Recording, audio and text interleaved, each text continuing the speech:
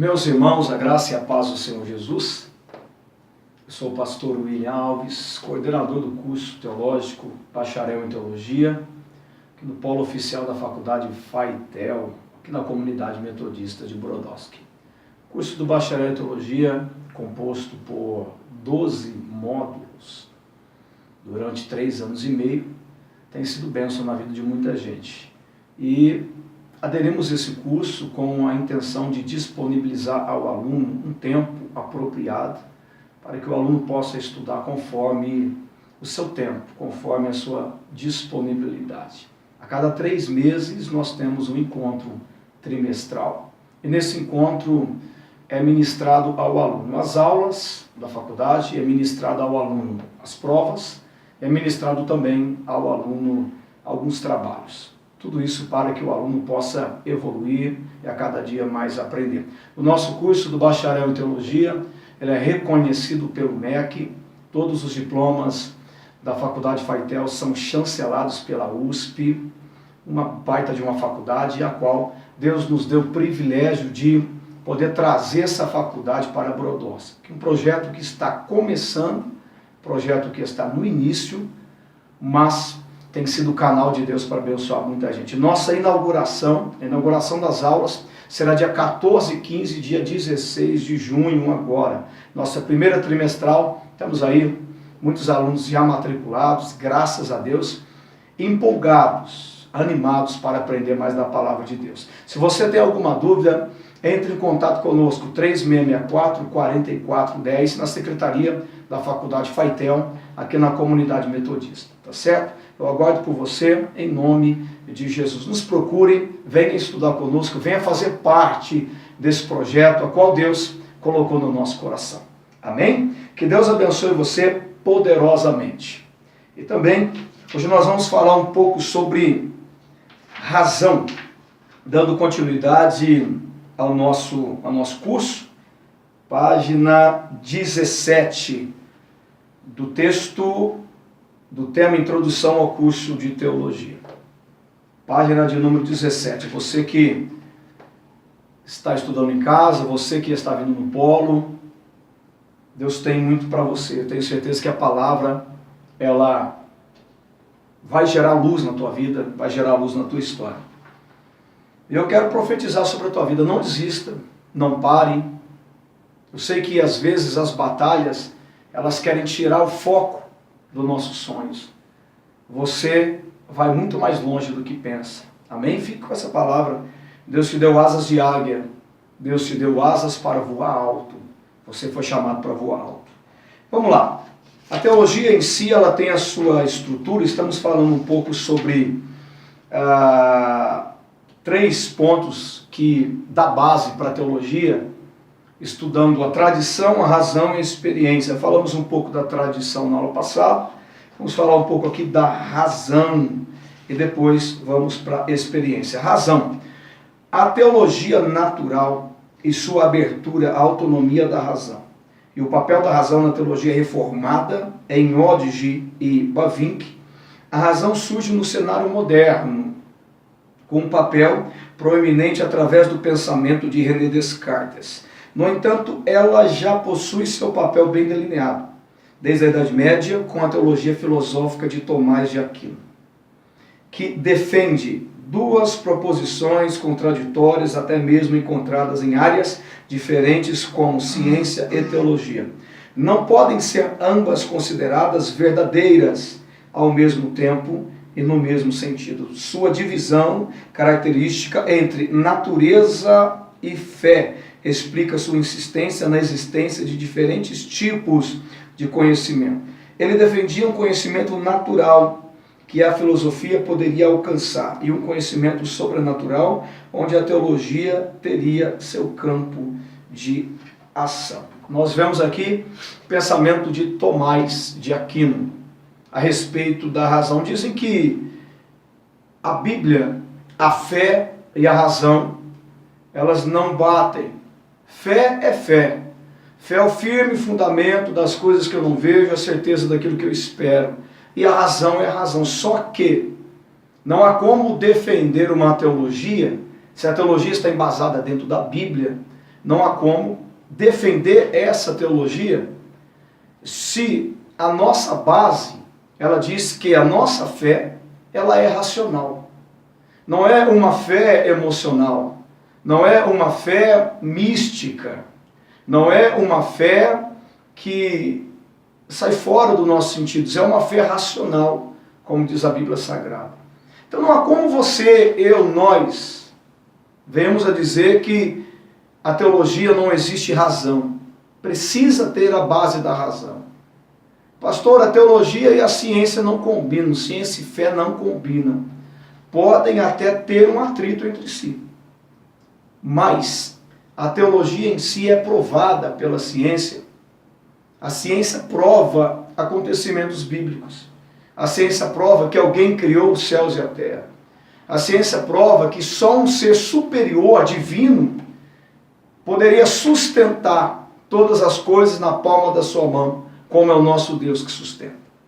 Então a razão, ela existe dentro da teologia, é uma das vertentes. Primeiro, ciência, que traz acontecimentos históricos e relata isso. A razão, que também nos mostra que a Bíblia Sagrada e os seus acontecimentos não são uma história de ficção, mas é acontecimento real, coisas que aconteceram. Então, dentro da teologia, nós estudamos ciência, estudamos razão e também a experiência. Estou sendo aqui bem objetivo para você entender os pontos principais, não é? A experiência. Dentro da teologia, nós estudamos e temos experiência. Por exemplo, Bavinck propõe o realismo como fundamento para a ciência. Lá na página 24 já, sendo objetivo, Bavinck propõe o realismo como fundamento para a ciência. Ele argumenta que o ponto inicial da teoria do conhecimento deve ser a experiência ordinária, a certeza universal e natural dos seres humanos, concernentes à objetividade e verdade de seus conhecimentos. Assim ele advoga a posição de Tomás de Aquino, da razão natural, formando então sua concepção sobre a razão humana.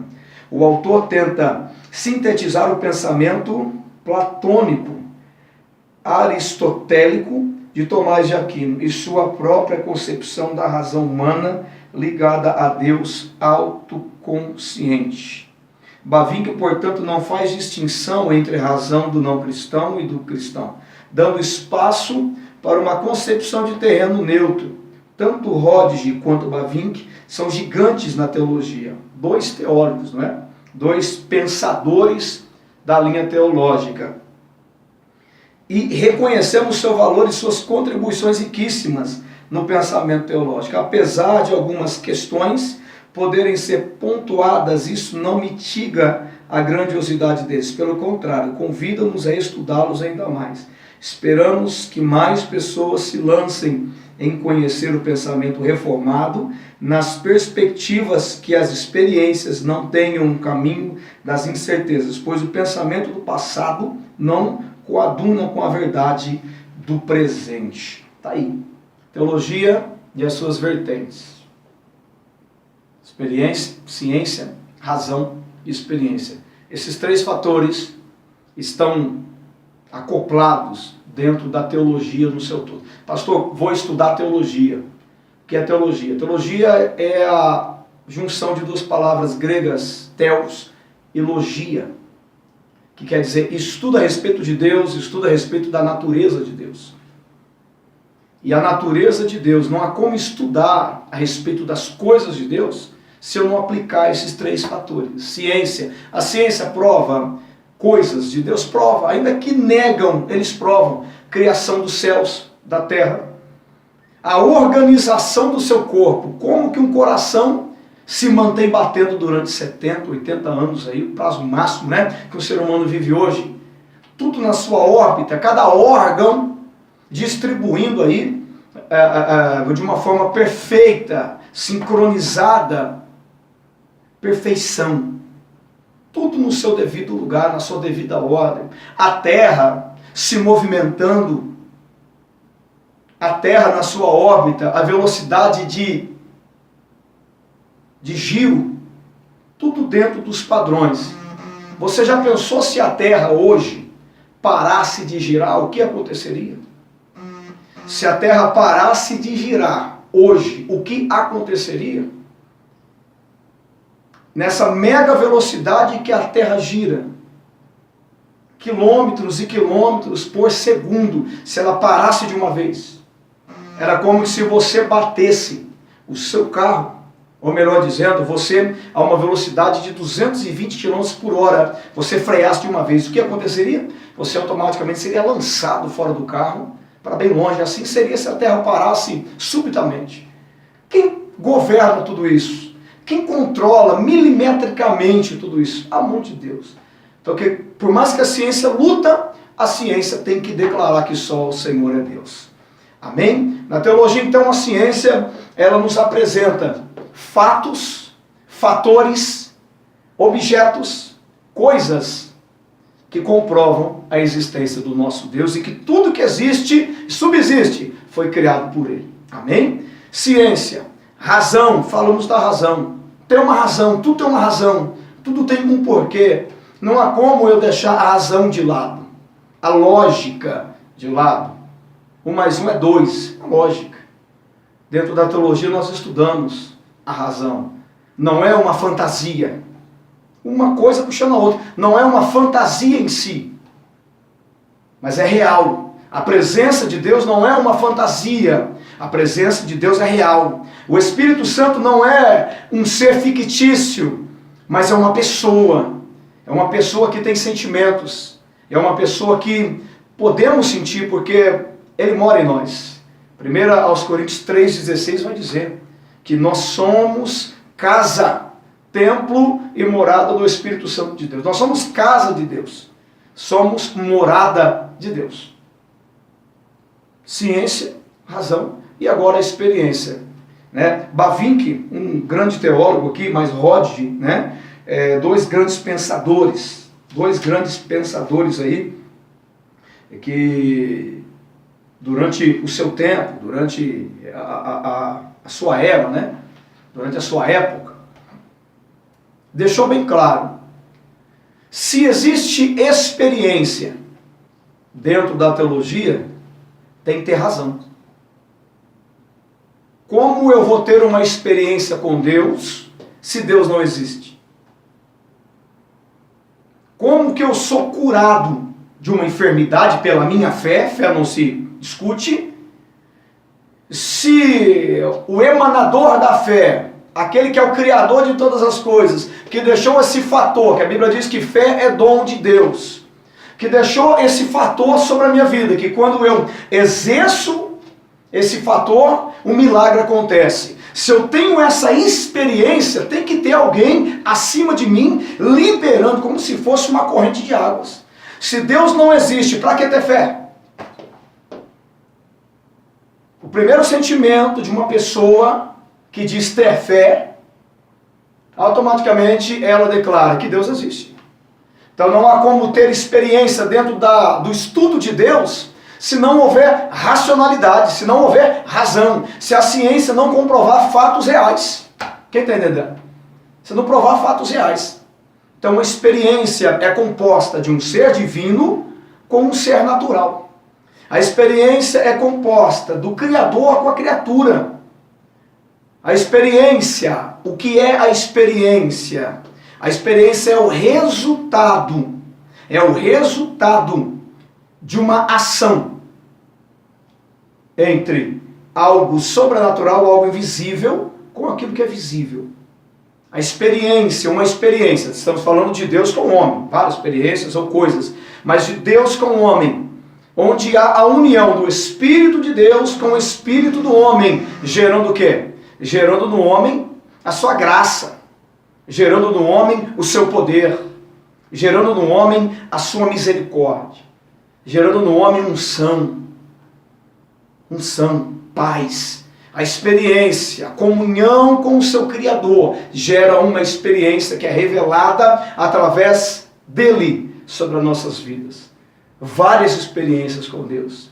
Pessoas, ouvimos vários e vários testemunhos de pessoas que na hora da morte, a hora para morrer, nem crente, nem cristão, independente do credo religioso, diz, apareceu no leito ali da minha cama um homem de branco, e ele me tocou, e eu nunca mais vi aquele homem.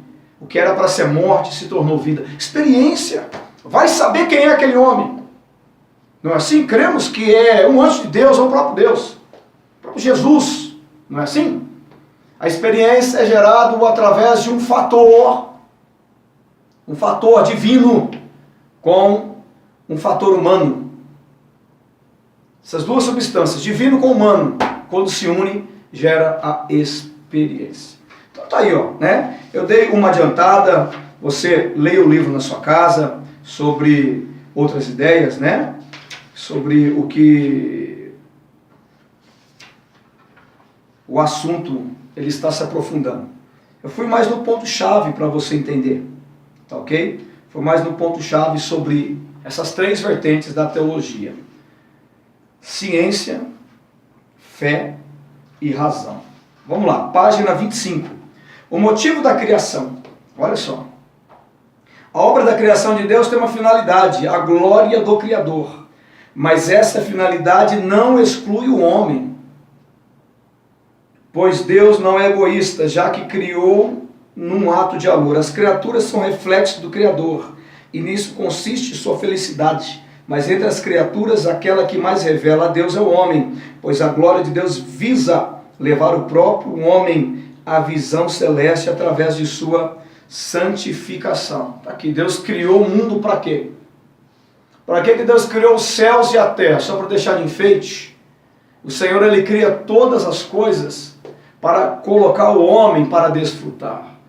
O Senhor criou tudo para que o homem desfrutasse e tivesse uma experiência através daquilo que Deus os dá. Deus é benevolente, Ele então dá, Ele entrega, Ele cede. Tudo que Deus nos dá, quando recebemos, gera uma experiência. Por exemplo, você recebe um presente no dia dos namorados. Você, marido, esposa, né? Namorado. Aquele sentimento de receber o presente, o ato de receber um presente, gerou em você uma satisfação. E essa satisfação gerou em você o quê? Um sentimento. Uma experiência. Qual a experiência? Meu Deus, que bondade. Que coisa boa. A experiência de ser amado. Esse sentimento que se entrelaça de um para com o outro. A experiência é o resultado de dois fatores quando se unem. Gera alguma coisa. É o resultado de uma geração. É resultado de uma combinação de valores. E então gera uma experiência sobre a nossa vida. Tá certo? Deus cria tudo para que possamos ser abençoados por Ele. Olha que interessante. Breve histórico da reflexão cristã sobre a criação. A criação sempre esteve presente na consciência cristã como verdade fundamental. As primeiras citações do Criador se referiam a Deus. Depois se acrescentou o nome do Pai, que parece ser designativo da divindade. Houve controvérsias? Vamos ver. Em relação ao papel do Verbo de Deus, que vai falar lá em João capítulo 1, na criação, mas o Concílio de Nicéia, nós vamos falar aqui, em 325 depois de Cristo, resolveu a questão distinguindo a criação do mundo e a geração eterna do Filho. O Filho não foi criado pelo Pai, mas sim gerado. Também houve diversas controvérsias entre filósofos estoicos, gnósticos, etc., e autores cristãos que sempre defenderam a doutrina da igreja sobre a criação. Autores da reforma protestante caíram no erro de dizer que o mundo não revela Deus, pois que o mundo estava corrompido pelo pecado, motivada por tantos erros doutrinários sobre a criação. A igreja sempre se preocupou em corrigir as ideias que não estivessem de acordo com as sagradas Escrituras. Aqui nós temos uma controvérsia, uma questão que não é muito bom entrarmos agora, sobre o Filho de Deus. Jesus, como Filho de Deus, ele é revelado. O Pai revela o Filho. A maior questão E as perguntas do homem hoje é: quem criou Jesus? Quem criou o Filho de Deus? A Bíblia diz que ele é eterno. Ele não foi criado por ninguém. Mas a Bíblia diz que ele foi gerado do Pai. Em que sentido? A Bíblia diz que no princípio era o Verbo era a palavra. E a palavra estava com Deus. E a palavra, ela era Deus. Essa palavra estava com Deus e foi revelado quando Deus foi criar as coisas. Quando ele disse em Gênesis: haja luz, e houve luz. Haja Cristo, e houve Cristo. Haja luz, e apareceu o quê? A luz do sol? Não. A luz da lua também não, refletida pelo sol. Mas aparece o Cristo no cenário. O próprio Cristo foi revelado pelo Pai, mas sempre esteve com o Pai. Porque a Bíblia diz que ele era Deus. Ele era Deus. E há uma controvérsia. Concílio de Nicéia, em 325, uma das ferramentas da época para reconhecer doutrinas, dogmas, e o que os autores bíblicos escreveram, trazendo em si reconhecimento sobre os livros. E aqui eles não concordam. Houve uma controvérsia. Eu creio que Cristo foi gerado. Não, Cristo sempre existiu. Biblicamente, que nós cremos que ele sempre esteve no seio do Pai, o Pai o revelou, manifestou-se em carne e hoje está sentado à direita de Deus Pai Todo-Poderoso. A segunda pessoa do Pai. E o Espírito é a terceira pessoa do Pai.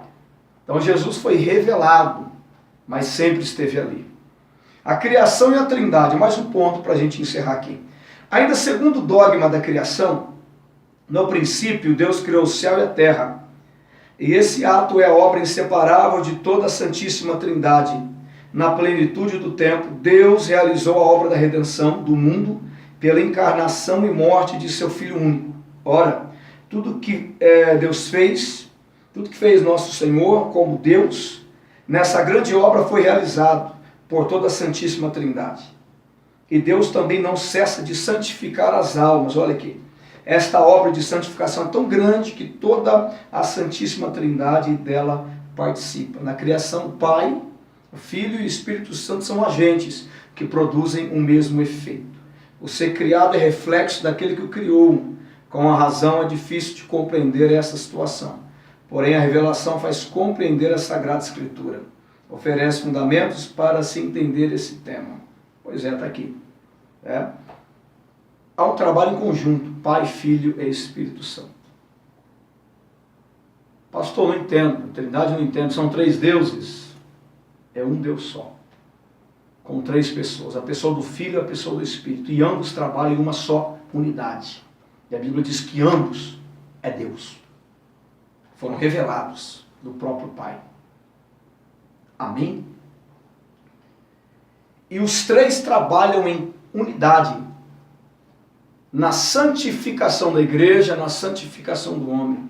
Os 3 trabalham em unidade, em perfeita comunhão, para que haja em nós uma experiência, para que haja em nós uma comunhão entre a criatura e o seu Criador. Ambos trabalham juntos. A providência, página 27. O Senhor próximo de nós, no Antigo Testamento, não existe um termo definido para expressar a providência.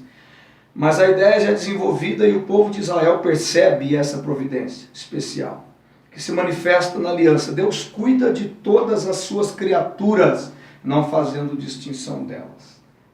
Em Deus o homem encontra socorro e refúgio nos momentos de tribulação. Mas apesar da providência, o homem se depara às vezes com o silêncio. Pois é. Providência, provisão, Deus apareceu. Eu sempre digo aqui. A palavra provisão, Deus proverá. Provisão está ligado ao verbo hierer ou giré, como dizem. Mas a expressão certa é hierer, que quer dizer Deus aparecerá. A palavra hierer no hebraico, aplicando a etimologia do texto, trazendo o sentido de dentro para fora, Deus aparecerá, Deus será visto. Quando alguém recebe uma provisão de Deus, uma providência de Deus, o que acontece é, Deus será visto. Aqueles que te olham hoje, aqueles que se deparam com a tua luta, com a tua prova, com a tua dificuldade, Deus será visto nessa tua luta, nesse teu deserto. Todos verão que Deus é aquele que está na tua guerra. Deus está à frente da batalha. Deus está nessa luta, nesse deserto. Deus está contigo. Providência, provisão. Ainda que haja a mão de Deus, ainda que haja os levantes, ainda que haja as lutas, nós não estamos ilesos de provações. Muitas das vezes o silêncio de Deus ele bate em nossos corações. Ele bate na nossa vida. Mas nós não estamos ilesos disso. Mas mesmo com o silêncio, sabemos que quando Deus está quieto, eu creio que Ele está trabalhando e tem um propósito nas nossas vidas. Amém? Deus abençoe você. Amanhã nós voltamos aí em nome de Jesus com mais uma aula, dando seguimento a respeito das influências dentro da teologia, dando seguimento aí sobre a formação teológica pentecostal no Brasil, e assim vai. Que Deus abençoe você, fique na paz, e dia 14, 15 e 16 de junho, o encontro trimestral da nossa Faculdade Teológica FAITEL. Vem para cá, não fique de fora, eu espero por você.